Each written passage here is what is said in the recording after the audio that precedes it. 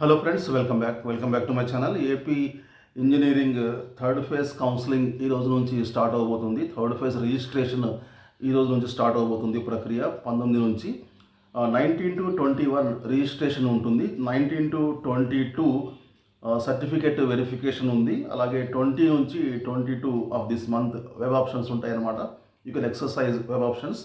26th నాడు seat allotment ఉందన్నమాట. Okay, so ఇది ఏపీ ఇంజనీరింగ్ యొక్క థర్డ్ ఫేజ్ కౌన్సిలింగ్ వివరాలు అన్నమాట.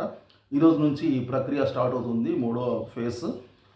మూడో విడత ప్రక్రియ స్టార్ట్ అవుతుంది. 19 to 21 registration, 19 to 22 certificate verification, 20 నుంచి 22 మధ్యలో వెబ్ ఆప్షన్స్ మీరు ఎక్సర్సైజ్ చేయాలి.